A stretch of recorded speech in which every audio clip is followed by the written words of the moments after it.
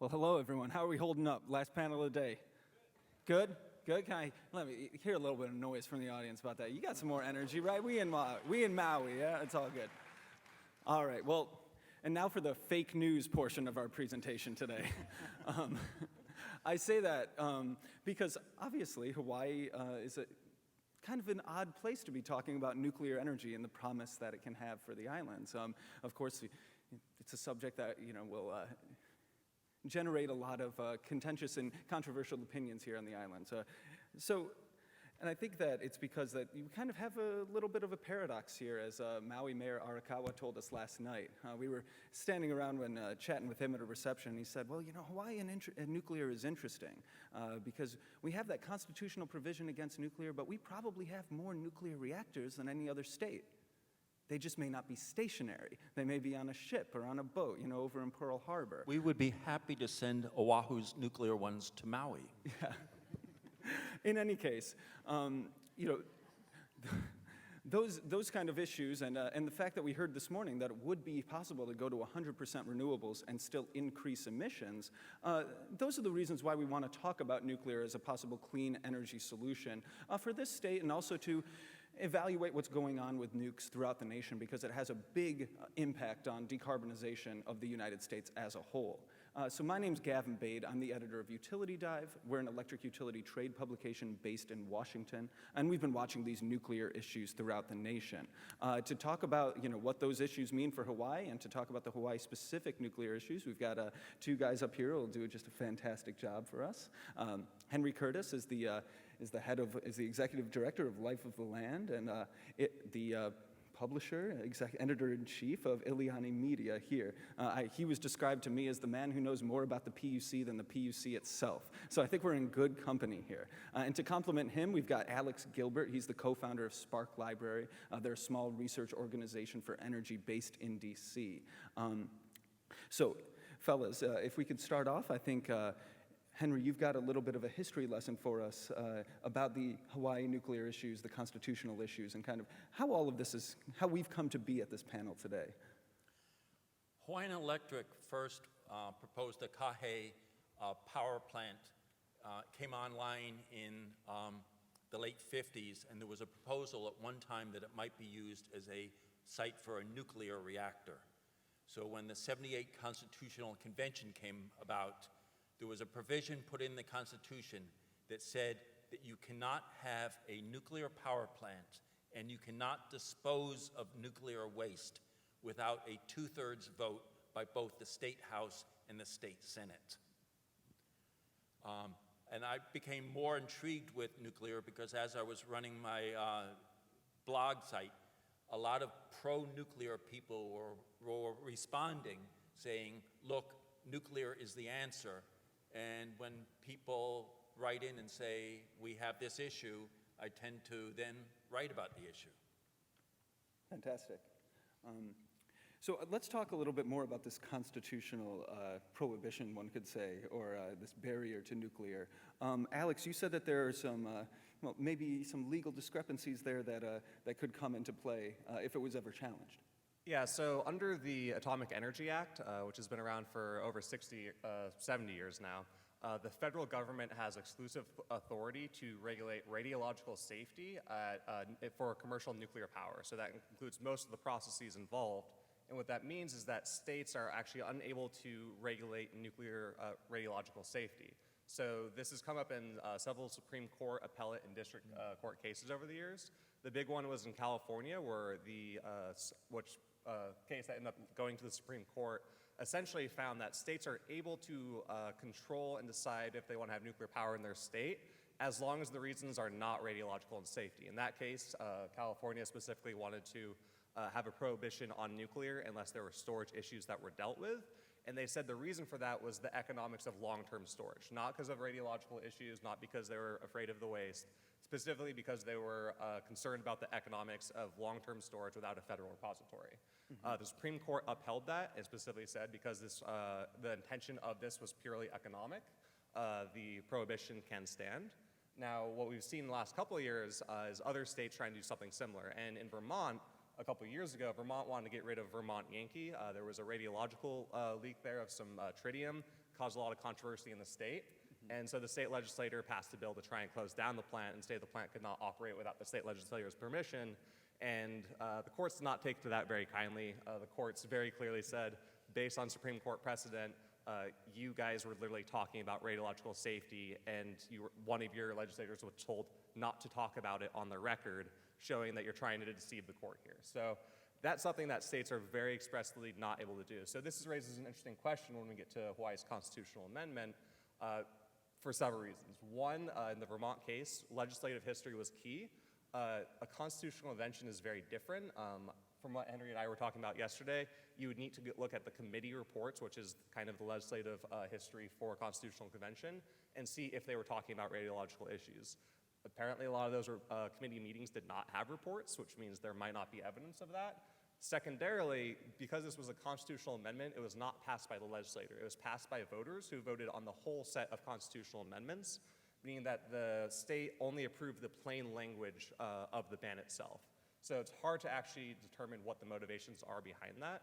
So I would not call it a ban. I would say restrictions on nuclear power plants in Hawaii may or may not be preempted by federal law. It might not matter, though, because it's really hard legally for a company to come in and try and challenge that. And yet some nuclear proponents are saying that the constitutional amendment says you can't construct a nuclear power plant in this state. So what if you had a cavern up by Schofield Barracks, which already has a microgrid going in? What if there was a space there and somebody built a smaller nuclear power plant somewhere else and just merely brought it to Oahu? That would not be construction, it would be relocation. So do we have any indication of what, I know that we may not have records from the Constitutional Convention, but, from what you've heard, are most of the issues with nuclear here in Hawaii, when they were talking about it at the convention, were they safety related? Were they, related to radioactive material, the storage of fuel? Like, do we have any inclination of why they put that there, or is it kind of lost to history? I think it's largely lost to history. It was more a reaction that the utility was thinking about putting in a nuclear power plant. And there was, during '78, there was a lot of talk about environmental issues, a lot of talk about Native Hawaiian issues, and that was sort of part of that movement towards sustainability. Yeah. So, Alex, what if it is kind of lost to history? What would a court really do with that? If someone were to come in and challenge that in court, or want to relocate or build some sort of reactor here? Well, the first thing with any court case that you would have to determine is whether the specific challenger has standing, and that would be a bit of an issue here. You cannot just have a nuclear developer challenge the ban in of itself. They'd have to have a legitimate interest in developing a project here. So that would mean that they would have to come to Hawaii, say that we want to build a project here, and we want to overturn your constitution using the court system. Oh, and also please spend the next 10 years helping us build this plant and site it and everything else that you need to do. It's one of those areas where the law might say one thing, but in terms of the practice and how we can actually express the law, it might not be as much of an issue. The most likely scenario that I would imagine if a nuclear operator wanted to build a plant here is they would go to the legislator. Just go to the legislator, go ahead and convince them of the 2/3. That would probably be the best bet. And in 2009, the state Senate and the state House both introduced bills to get nuclear power plants here or to overturn the constitutional provision. And in those hearings, the Department of Business, Economic Development and Tourism, the Conservation Council for Hawaii, Blue Planet Foundation, Life of the Land, the Office of Hawaiian Affairs, and I think the World Business Academy, all testified against it. And on the other side were a couple engineers like Alan Lloyd, a former HECO attorney, a guy named Panos, who ran for mayor, a UH engineer, and a group affiliated with the Grassroots Institute. So it was overwhelming on one side, and people who did not regularly participate in energy issues on the other side saying, yes, we want nuclear here. Do you think that that sentiment, that sort of kind of overwhelming sentiment among groups, civil society groups against nuclear build in Hawaii, do you think that continues to today? I mean, 2009 was recent, but maybe not that recent. And I should specify, in 2009, the nuclear proponents were proposing building a single power plant to meet Oahu's entire needs. And DBED, in their oral comments at the hearing, pointed out that a nuclear power plant is operational 11 months of the year and down 1 month of the year. So you would need 2 plants.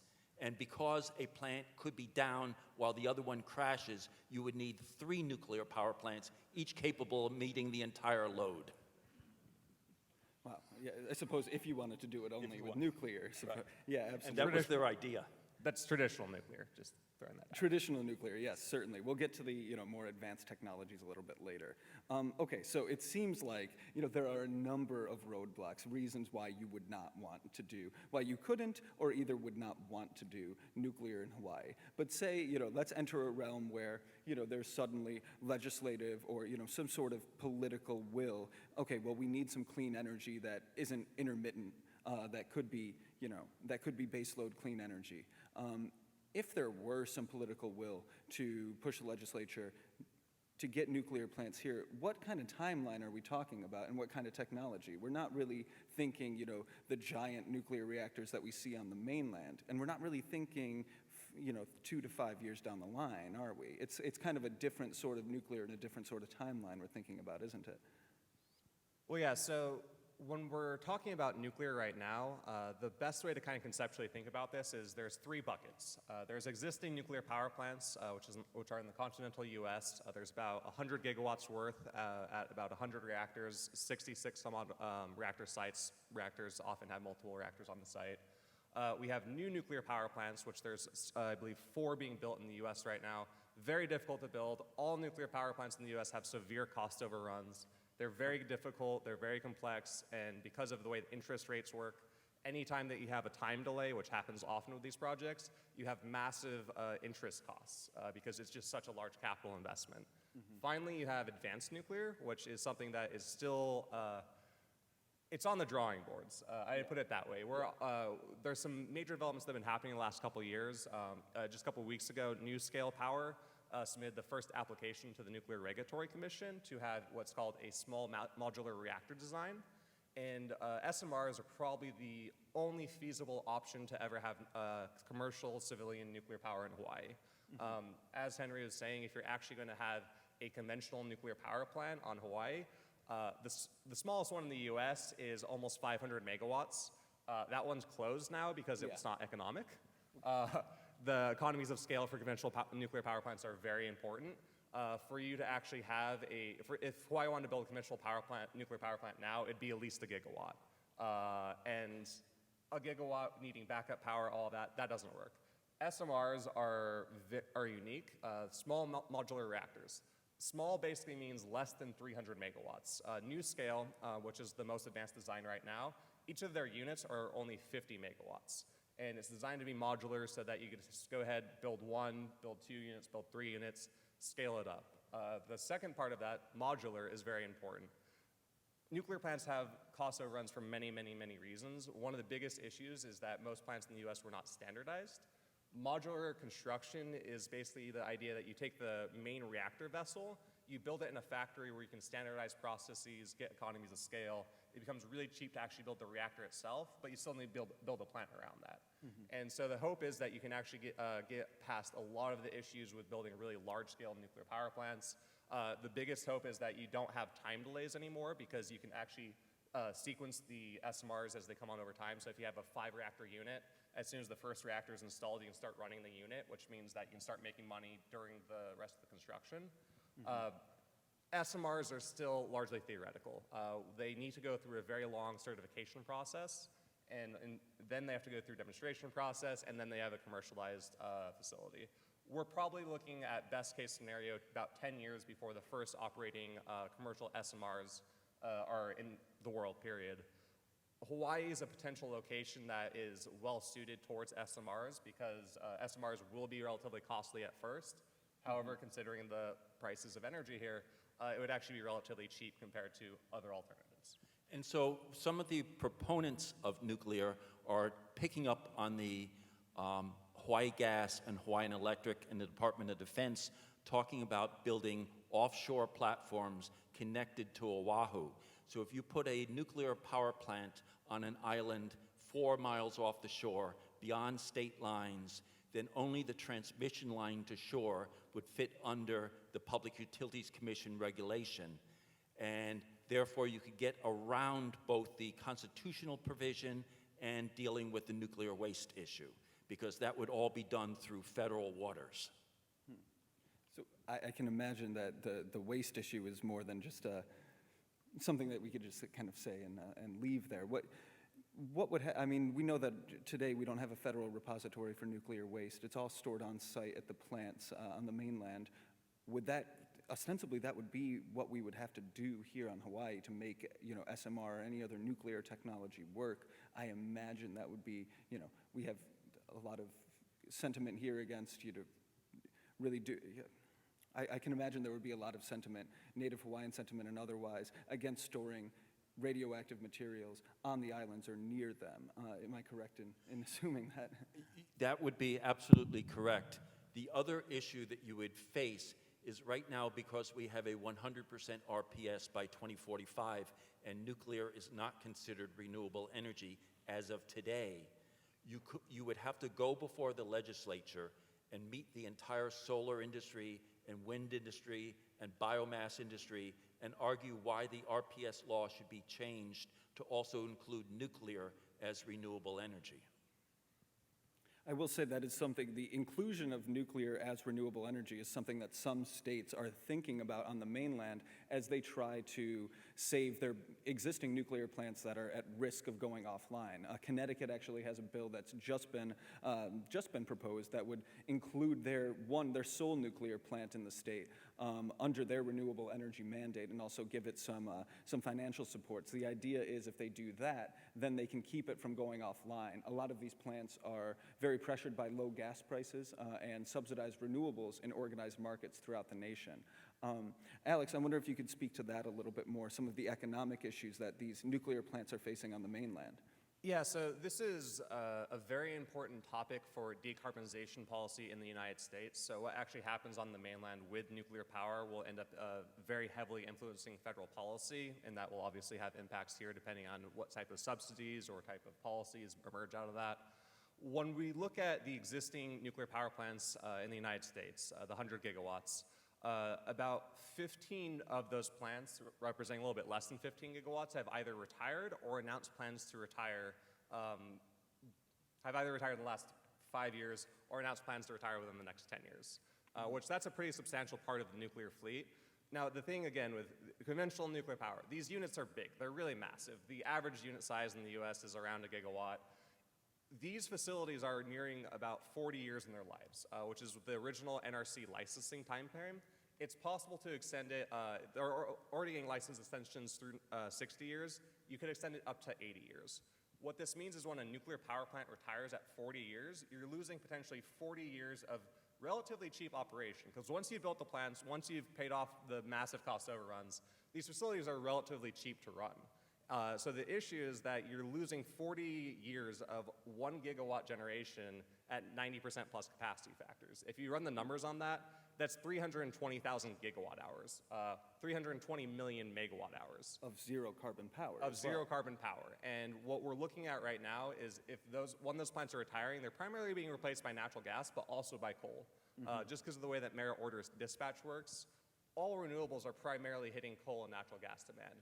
Renewables and nuclear have some competition right now, but primarily what happens when you lose a nuclear plant, you're getting it replaced by natural gas. So just like one number that might put this in context of how important every single retirement is, every single nuclear retirement in the country, if it could last 40 more years and displace natural gas generation, that's equivalent to 7% of US annual power sector emissions for one facility. And we're talking about 15 that have retired or retiring, which the numbers get very large very quickly, and we start talking about basically our number one low or zero carbon energy source disappearing and it making it that much more difficult to decarbonize. And there are two other issues that are interesting. One, on Oahu, we're facing Hawaii Rail, Honolulu Rail, which has enormous cost overruns. Imagine a mainland developer coming here and saying, I have something that will cost more and will have bigger overruns.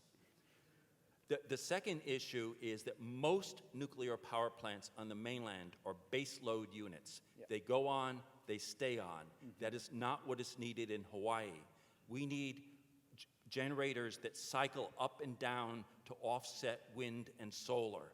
And therefore, they are priced differently and they function differently, and that enters a whole new realm. This actually gets to a really good point about the future challenges that nuclear plants face. So right now, what Gavin said about nuclear is correct, that the main challenges we're seeing for nuclear are primary for nuclear units in organized power markets that have to compete with natural gas. The many nuclear power plants in regulated markets are okay, there's still cost of service regulation, but the plants that are exposed to these natural gas prices, they're really struggling. Right now, they can still operate in baseload and make a lot of money. However, in the future, once we get more and more renewables on the grid, you need to start having them either load follow or start reducing their generation just for grid stability. What do you mean by load follow? Essentially ramping the plant up and down. What happens right now is that with a nuclear plant, as long as you're not refueling it or doing maintenance, you're running the plant. Because the uranium and the fuel costs, operation costs are nothing. You have significant fixed costs every year. So you want to be producing as much energy as possible. Now, renewables right now, they get a bad rap for causing negative prices. Those are primarily real-time markets, and any nuclear company that blames renewables for that has alternative reasons. But when you are looking into the future, especially if you're looking at California as an example, negative power prices or very low power prices from renewables will completely reshape how baseload functions economically. It will not be sufficient to provide enough revenue for more nuclear reactors to keep operating. And right now, the Public Utilities Commission has set up a short-term, couple-year time of use rates. Imagine a nuclear power plant, you want to sink $10 billion in, and you're told, yes, these are the rates and these are the times for different generation for the next 2 years. And then we will begin adjusting the time of use rates at different times of day. That's a very gnarly situation for someone wanting to sink enormous amounts of money up front. From my understanding, though, the SMR technology that people are thinking about or is on the drawing board, that could be able to ramp a little bit easier than conventional reactors. Is that correct? Yeah, so when you actually are talking about conventional reactors, there are not significant technical challenges to ramp them up and down to a degree. It's not something like a natural gas plant where you can turn it off and on. What you can do is you can actually take it from 100% electricity to maybe a bit lower. There's talk about potentially adding molten storage at a lot of these facilities, the conventional nuclear power plants, and some SMR designs, because that allows you to have storage and then kind of do some load following. SMRs, we'll see. The big thing that I will come back to again is that you could, in theory, you could load follow. It's just it becomes very hard economically unless you're in cost of service regulation. And we're out of cost of service regulation. We're going into decoupling. Yeah, absolutely. And time of use. Can you explain a little bit more how that would influence the economics of a nuclear plant? Well, right now, and on the Big Island, we're experimenting with rates that are much lower during the day when we have an abundance of solar coming onto the grid, and are much higher in the evening. And the ratios will become much more pronounced as we put more and more solar on during the day, and as we find ways of using storage to spread that solar out into the later hours. So the best, and wind also operates at certain times of the day. So if you want to bring on nuclear, it might work best at a steady state at night. But that raises, you'd be building in the nuclear power plant and not using it as efficiently as you could. One of the primary challenges for either an SMR or a nuclear facility in Hawaii is that it's an islanded grid. And one of the big things that has been happening in the U.S. that has kind of shielded a lot of reactors from a lot of the renewable dispatch issues, natural gas low prices, is just the fact that the grids are so integrated. So even though you might have a lot of renewables coming online in an area, when you actually look at the full effect of the system can actually handle both the renewables and the nuclear at relatively low penetrations. And just to throw in another thing into the mix, imagine that we do get nuclear power in Oahu, and then you could sell to tourists the idea that they could drive a car powered by nuclear power. No, I don't. And they would say, oh, well, there's a nuclear reactor under the hood of my car? Oh, those are really small and really modular, huh? So I want to get to the audience questions in just a moment, but the one technology that, is kind of pie in the sky that everyone talks about that we haven't hit on yet is fusion. Is this a fairy tale? Is this something that just happens in Yes. stars? It is? No. No? Okay. Do tell. The sun is a fusion reactor. The sun has directly or indirectly powered most of the energy sources on this planet. Fossil fuels, wind, solar, all come from the sun. So all of them are byproducts of fusion power. Wind as well also comes from the sun. Yeah. When we're talking about fusion, we're referring to specifically being able to replicate the fusion reaction on Earth. So when we talk about nuclear, we usually imply talking about fission, splitting atoms, as opposed to fusion, putting them together. We've been looking at fusion for a very long time.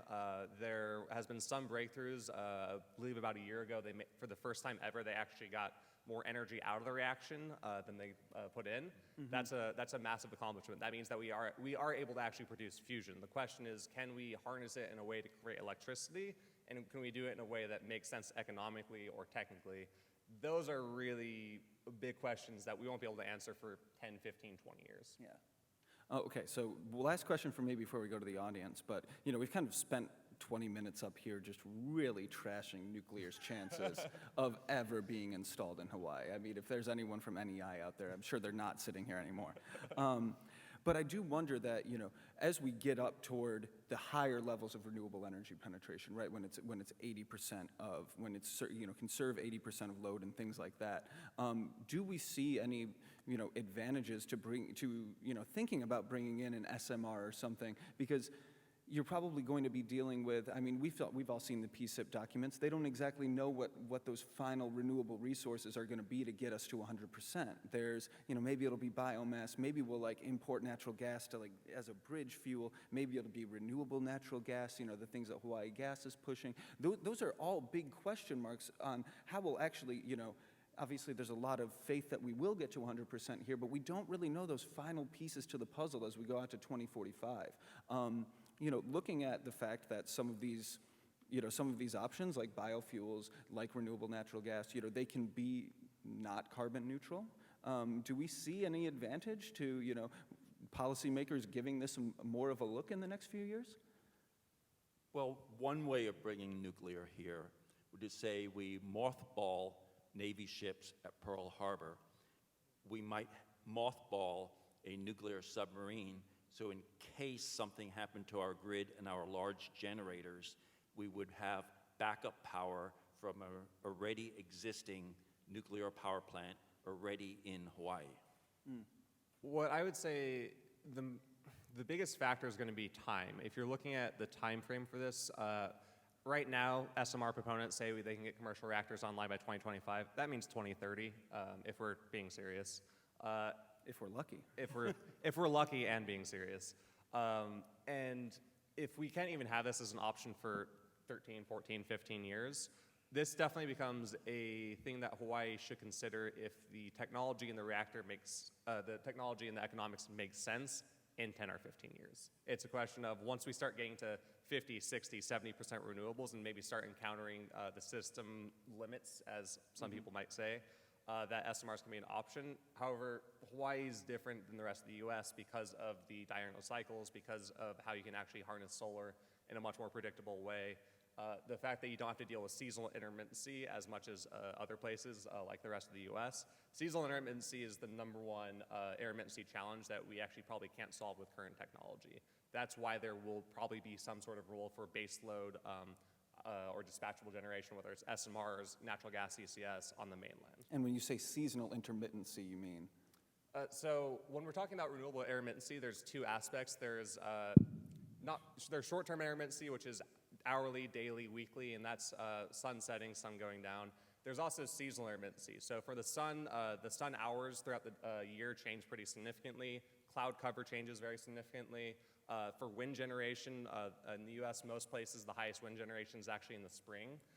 So one of the big things that we're actually starting to see already in the United States, and this can really start messing with natural gas markets soon, is that solar and wind, all of the new additions from the last year, all really start showing up in spring. And you start having massive amounts of generation of both wind and solar in the spring, and that really starts depressing your dispatchable demand. One of the big things that is covering up that this year is actually nuclear plants. Nuclear plants are going through a really massive refueling outage season. However, once we start getting 2 or 3 years down the road, we're going to see electricity prices in spring in a lot of areas very low because of this seasonal intermittency. And that's a problem when you start getting to things like summer, or really what we're talking about for certain areas is winter. Winter, there are no good renewable resources that can provide 100% energy in certain parts of the country, New England specifically. And for Hawaii, picture with climate change coming and the unpredictability of what will actually occur. So if the wind patterns die down and we get greater cloud coverage, that can impact what we turn to. So here's a question from the audience that I think is particularly apt, given all of this, talk about decarbonization. Is nuclear truly carbon-free on a life cycle basis, including construction, mining, and waste storage? We could add the addendum to that question: is any energy source? But who wants to take that one on? Well, for example, with a wind farm, the largest greenhouse gas emission caused in the entire life cycle of a wind turbine is digging the hole and pouring concrete into the ground to hold the turbine so it doesn't fall over from the wind. And that can account for 5% of the carbon saved by putting the wind turbine in there in the first place. So a nuclear reactor, if it uses a lot of cement or things like that, where you're crushing big rocks into little rocks to make cement, cement counts for, what, 5% of global emissions? Well, one thing along those lines, when you get to life cycle questions, it's actually interesting because there's a regulatory aspect there. We say zero carbon because we're talking about the generation emissions, and that's because that's what we really deal with electricity. We don't really deal with all of the parts that go in front and behind. That's why methane emissions with natural gas have been such an issue lately. When you look at the numbers, when you try and look at the life cycle emissions from the IPCC numbers, there's some differences between solar, wind, and nuclear in terms of life cycle emissions. All of them are not zero carbon right now, just because you do need to do things like cement. There is energy that goes in that to produce that, and if the panels are made in China especially, that's coming from coal. The numbers are not that different when you're really looking at it compared to natural gas, oil, or coal. They're relatively de minimis, and they're also manageable. And that's one thing that there's not been enough emphasis on when we're talking from a policy perspective.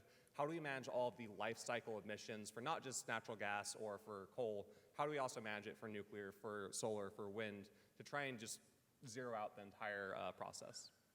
And I would say that, managing life cycle emissions, not just for power sources, but also for, every aspect of the economy seems to be, kind of getting to that sort of cross-sector sustainability that everyone's trying to talk about here at the Maui Energy Conference this year. We're going to need to address these things for transportation, for our consumer goods, for things like that, as we move toward a sustainable economy. So I think the question for nuclear is particularly apt, but we should think about it in all of the economics, in all of our economic subjects that we have.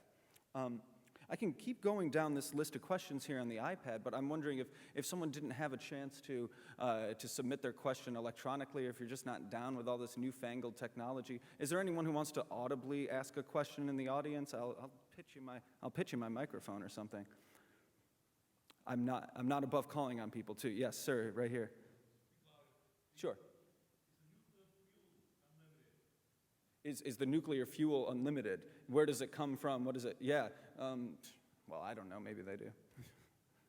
For present purposes, yes. When you're looking at nuclear, there's a number of different ways that you can actually fuel the reactors. You can do reprocessing, which can help recycle a significant amount of the uranium. One of the most interesting things that most people in the United States don't know is that all the Russian nukes that were going to destroy us during the Cold War actually fueled the nuclear reactor fleet in the United States for the last 20 years. Yeah. What? It's either Context, megawatts please. for megatons or megatons for megawatts, and it was part of the post-fall of the Soviet Union, U.S. and working together to figure out what to do with all these nukes. we took all of that uranium and that was a fair amount of our nuclear power for the last 20 years. When we're talking about long-term supply, we're talking probably 100, 200, 300 years at least. There's possibility to mine uranium from the ocean floor. It's not something that, it's definitely a long-term issue. We can't rely on nuclear forever. But for preference and purposes, if we have to deal with decarbonization, the fuel supply is not a significant issue. What about I always wonder about the storage stuff, right? So we're just storing all of this stuff on site at these nuclear plants today. Always, we have these proposals for, deep underground storage at Yucca Mountain. There are other places that maybe want to take it. Is there a good way to store this stuff long term? I mean, is there, is this just, obviously like there's so many different byproducts of every, we've got coal ash, you have the methane emissions there are always drawbacks, right? But is there any like safe way and safe place to put this? Or are we just gonna, put it in a box deep underground somewhere under guard and just guard it for, until our civilization collapses? Like, is that literally the end game? And that could be it. We could be fine with that. But when you look at the science and the technical aspects, you can build reasonably safe long-term storage that you can monitor. The thing is, it's going to be around for 5,000 or 10,000 years, which when we're talking about human civilization, it's been around for 10,000 years. So that is quite saying something. You're making an implicit assumption about the long-term survival of the U.S. government, the current human civilization. There's significant debate about how do we mark this stuff so that, hey, 10,000 years down the road, maybe we're not around, but some descendants are, and they come upon this massive facility. How do we make sure they know it's not nuclear? We can't put the nuclear sign, that's cultural. This gets to a really important point. The only reason that we really have nuclear is because the US federal government decided to have nuclear power. They wanted to have civilian nuclear power, and as part of that, the federal government has taken the responsibility for long-term storage waste repository. And showing just how politics works, Nevada was selected for many reasons. Nevada did not want it, and when Barack Obama was elected in 2008, became president in 2009, Harry Reid happened to put one of his staffers in charge of the NRC, which quickly killed the repository. Yeah. That's a very significant ongoing issue between the federal government and a lot of the nuclear companies. The nuclear companies never, ever, ever plan to store their waste on site indefinitely, which is what's happening right now. There's not significant safety issues as long as it's done technically right and as long as you have good oversight. It's not going to be a long-term solution, though, and there's very little pressure to move forward on that. The federal government will ultimately be on the hook for that indefinitely. And the other issue also, the reason nuclear has succeeded is that the industry is shielded from any disasters, that the taxpayer will pick up the bill past a certain limit, and therefore they pass the costs on to us as externalities.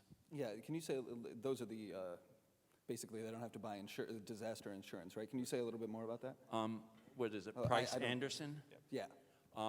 Basically, the nuclear power plant, if they have a disaster and if they cause billions and billions of dollars damages, they're capped on how much they're liable to for ratepayers, for people affected by the contamination, and everything above the cap, the U.S. government will pick up. Oh, very interesting. So when people say nuclear is not subsidized, like wind, solar, and other things, Alex, that's not exactly correct, right? Well, I'm a stickler when it comes to subsidies. Subsidies have, I think, very specific definitions, and the word subsidy is thrown around too often to mean government policy. A subsidy is not government policy. A subsidy is a taxpayer payment used to provide some sort of public policy goal. That's why Price Anderson is actually really hard to determine whether or not it's a subsidy, because if you did not have Price Anderson, you probably could not build a nuclear power plant. The liabilities are just astronomical. It just doesn't make sense to fund it. The cost of the federal government of that has been zero. So it's also a question of, is that actually significant? The government's taking on the liability.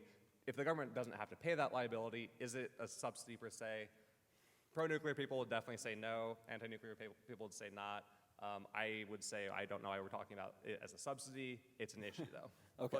But you could also say that the U.S. government put tens of billions of dollars into developing nuclear bombs and nuclear technology, and industry that uses that should pay to acquire that technology from the government, because you're actually rewarding specific companies for things that the entire taxpayers paid for.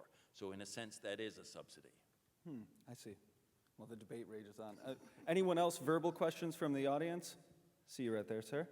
You want to just speak loudly? Do SMRs provide any advantages from a safety or proliferation point of view? That's an excellent question. It depends on the type of SMRs. So the primary reactor that the United States uses in most of the civilian nuclear fleet worldwide are light water reactors.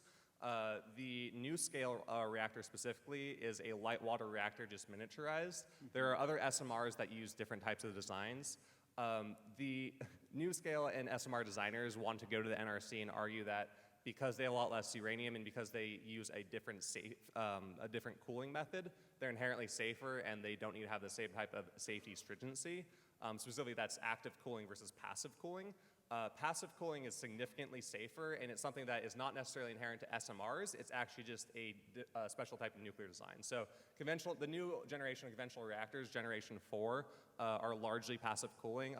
This is important. Just what happened in Fukushima only happened because their active safety systems were flooded. They had a diesel generator in the basement to run the safety systems when the nuclear power plant scrammed, and that got flooded by the tsunami. That meant they were unable to cool the reactor, leading to the subsequent, it wasn't one meltdown, it was 3 meltdowns, which is why it really shook the nuclear world. In the future, that's a lot less likely to happen if you have passive systems. Passive systems, it reduces that risk very significantly, and it just makes the system a lot better. It does not make the risk zero, though. There will always be some sort of risk there. And the one thing that we have learned from Chernobyl, from 3 Mile Island, and from Fukushima is it's the unexpected risks. It's the things that you don't plan for that will really cause the problems. And SMRs allow you to save money because you don't have to be on site to regulate them, to control them. They can be unmanned, unpersoned.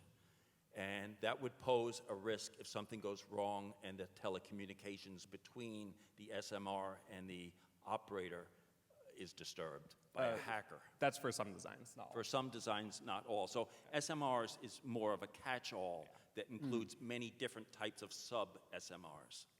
So another question here from the device. With tsunami zones in Hawaii, we have to think about the Fukushima disaster. It still wouldn't be safe to site a nuclear reactor in a tsunami zone, right? We probably wouldn't do that. Where would you put them on the island? Offshore, like you said, or is there a safer place? I don't know.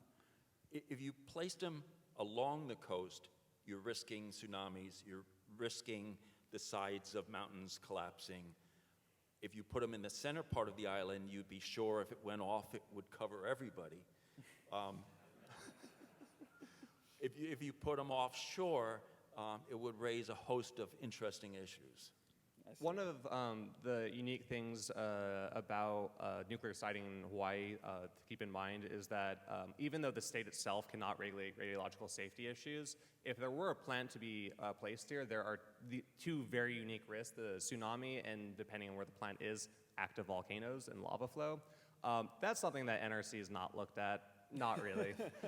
It's something they haven't had to look at, and it would be something that if that were to end up becoming an issue, the NRC would be the venue to deal with that, and it's not exactly clear if that's manageable. Anyone else? Sir? What about LFTR? Is that real? Is The thorium stuff, yeah. I think, well, who knows? You want to define it? I think, go ahead. My rule when it comes to energy technologies is if I do not think they're commercializable within 10 years, I don't really review them. Thorium is not within 10 years. It's still a significant, long way away. There still needs to be a large amount of technical development before we get there.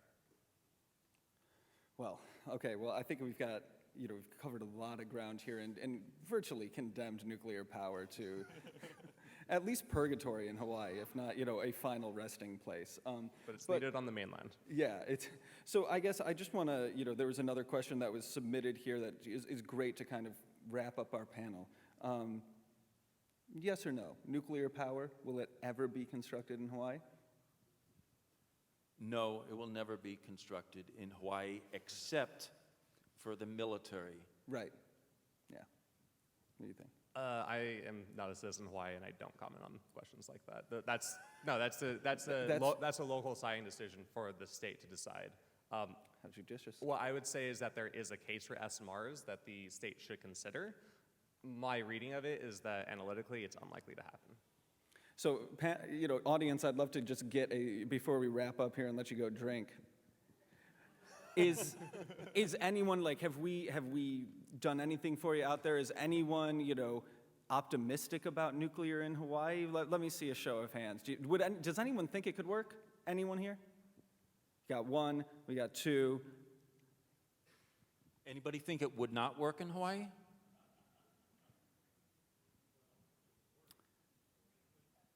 Work cost effectively? Perhaps not. Well, I think the people have spoken here, and our time's just anybody about up. here know of a woman who might join the panel next year to talk about nuclear? We're working on that. We're certainly working on that.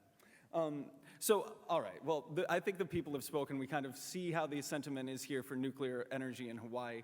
Hopefully, you found this panel educational anyhow, and that we didn't just waste your time for the past 45 minutes. I think we covered a lot of ground here for the future of clean energy and not just nuclear in Hawaii. So please give a warm round of applause to these guys, because they really taught me a lot. I hope they did for you guys too.